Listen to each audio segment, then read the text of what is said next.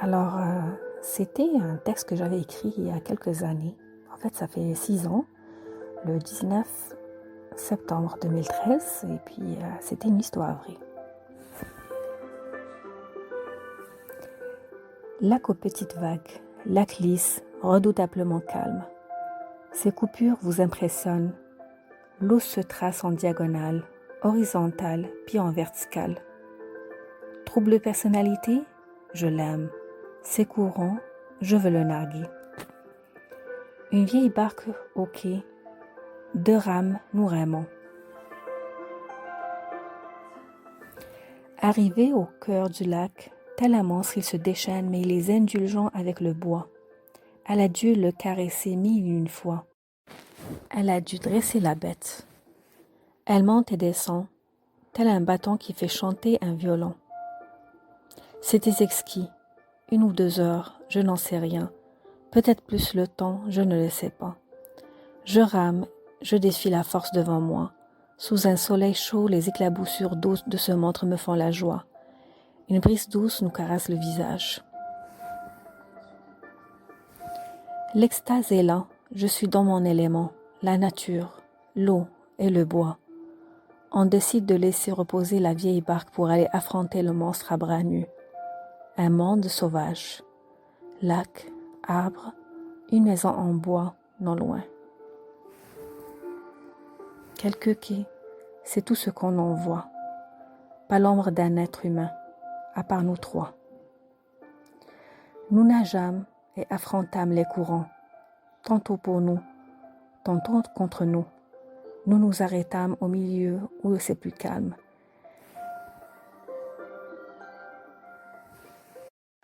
Des rires, des échos, des splashs, des plongeons. Je m'arrête tandis que les autres continuent. Essoufflement et fatigue soudain. Je me retourne, il est loin le rivage. Prise au piège du monstre? Je ne veux pas le croire de peur d'admettre qu'avec sa force, il peut décider lui seul mon destin. Que ferait un combattant frêle dans un ring contre un ennemi expérimenté beaucoup plus fort et grand? Que ferait une gazelle prise au piège par un troupeau de lions qui la guettent dans loin? Serait-ce schizophrène déchaîné ma dernière demeure? Pas certaine, mais encore une fois, je ne veux y penser.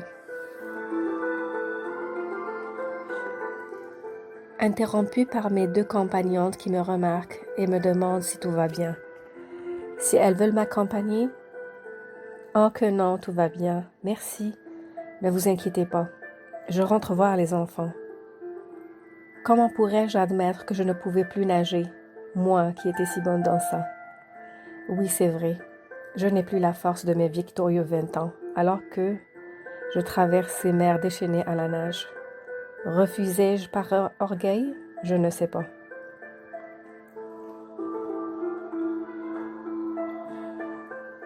Les enfants, bien sûr. C'est mon arme contre ce dragon qui se cachait dans ses eaux. N'attendant que l'instant où j'affronte ces courants non loin. Proie déjà fatiguée, serait facile. Où va-t-elle aller? Je nage et je recule, j'ai l'impression. Au milieu des courants déchaînés, je commençais à avoir froid depuis un bon moment.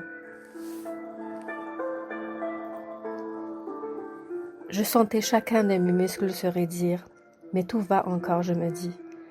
Faut pas s'arrêter ni penser à l'inévitable. Je ne veux pas qu'elle grandisse seule, c'était ma seule pensée moteur. Le son se coupa autour de cette nature, je n'entendais que mon effort et celle de la force des courants avec de petites vagues très rapides. Désormais, je refuse de la voir, la distance qui restait entre moi et le quai qui paraissait encore plus loin. Je me serais laissé aller dans ces profondeurs qui me tiraient vers le bas, telle une force invisible et redoutable.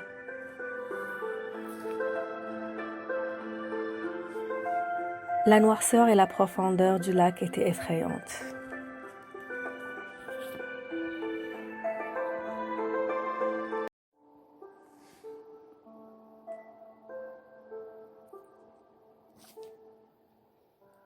Je me serais laissé aller dans les profondeurs qui me tiraient vers le bas, telle une force invisible et redoutable.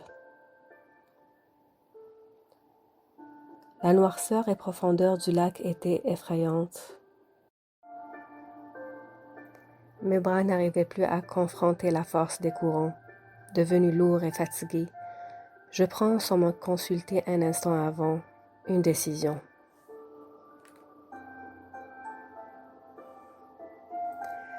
Une maigre inspiration avant de lâcher prise, je laisse la gravité faire son travail. Quand je vois défiler doucement les profondeurs dans le monde du silence.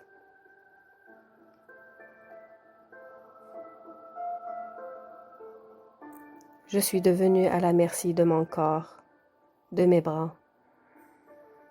J'épuisais doucement mon souffle sans me stresser. Jusqu'à là, moins pénible que de s'acharner sur la surface.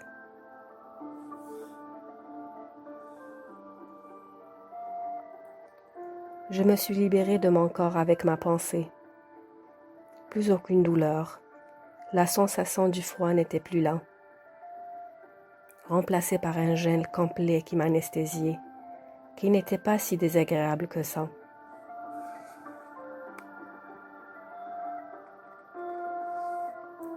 C'était même une bénédiction pour un noyé peut-être. Pourquoi gagner quelques secondes ou minutes pour avoir la même fin?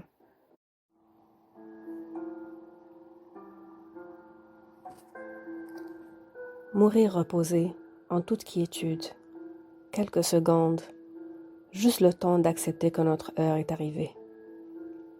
Être en paix avec nous-mêmes avant de rendre l'âme est sûrement mieux.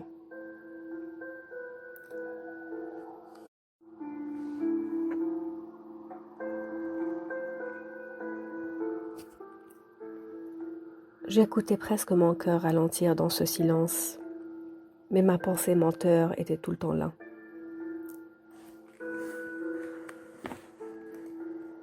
Ces petites gremlines ne me laissaient pas partir en paix. Au fond de mon être, elles sont implantées. Mes deux anges dormaient. Il fallait être là pour les border, les réveiller et voir cette merveille que j'appelle leur sourire.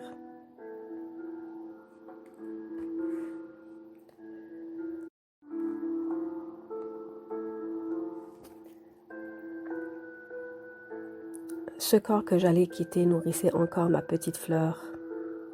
Il ne m'appartenait plus tout à fait.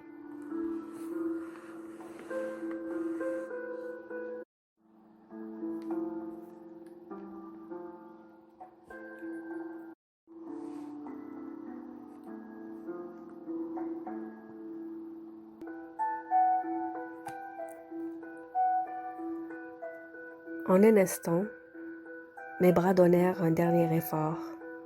En un seul élan me remontèrent doucement vers le soleil que je vois en me retournant encore dans le cœur de l'eau.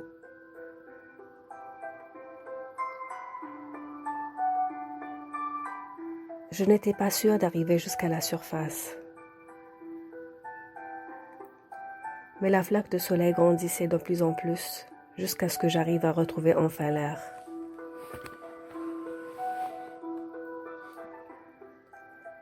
C'était la plus grande inspiration que je n'avais jamais prise. Je suis restée planche sur le dos jusqu'à ce que j'arrive à reprendre mon souffle.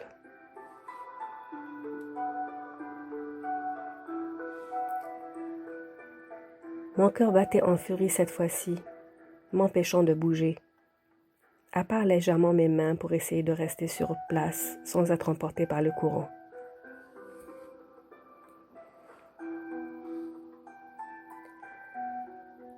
Je me savais vaincu, le monstre. Je me retourne sur le ventre et je nage en brasse.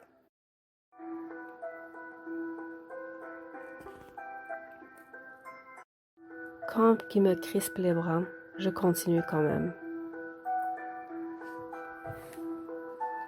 Enfin les échelles en bois du quai, je les touche. Péniblement je les grimpe. Je ne me suis jamais sentie aussi lourde que cet instant-là. Mes jambes tremblaient de fatigue. Je vois les chaises longues à même pas 4 mètres, mais il me semblait trop loin. Je m'effondre genoux sur le quai en bois chaud. Je m'allonge sur le dos, essayant de reprendre mon souffle. Un sourire, tu ne m'as pas eu.